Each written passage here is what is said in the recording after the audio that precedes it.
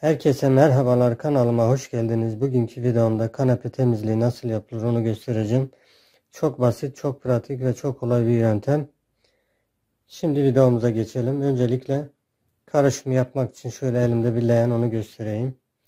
Daha sonra bulaşık deterjanından bir miktar dolduruyoruz. Şu kadar yeterli. Daha sonra içerisine biraz toz deterjan dolduruyorum.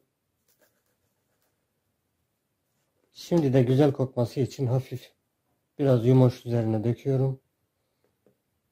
Çok az. Şimdi karışımı yapıp uygulayacağız. İçerisine kabıma koyduğum temizlik deterjanlarının üzerine suyumu ilave ediyorum. Yaklaşık 1 litre doldurdum. Şimdi yaptığım karışımı iyicene karıştırıyorum.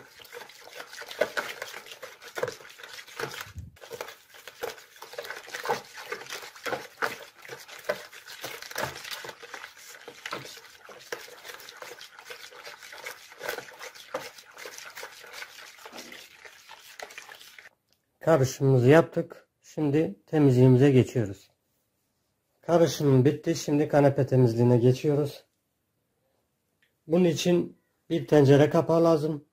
Şöyle tencere kapağının şu uçları temizlik işinde işimize yarayacak. Kapağımızı aldık. Şöyle bir tane de bez lazım. Bezimizi yaptığımız karışıma daldırıyoruz. Şöyle. Evet. Daha sonra güzelce sıkıyoruz şöyle.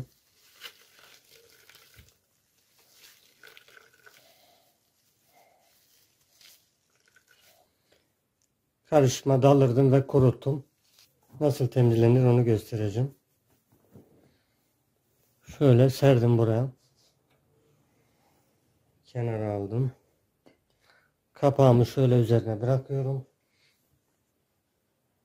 Bir şöyle, bir şöyle. Arkadaşlar bu şekilde. Şimdi şu kapağın uçlarıyla kanepe temizliğini yapacağım.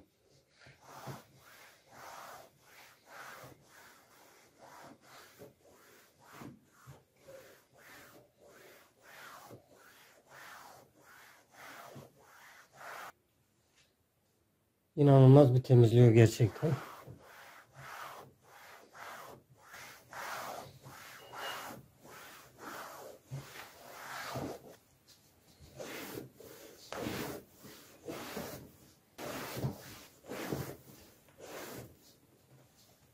Koltuklarımı güzelce temizledim. Arkadaşlar gördüğünüz gibi şimdi bezi çıkardım.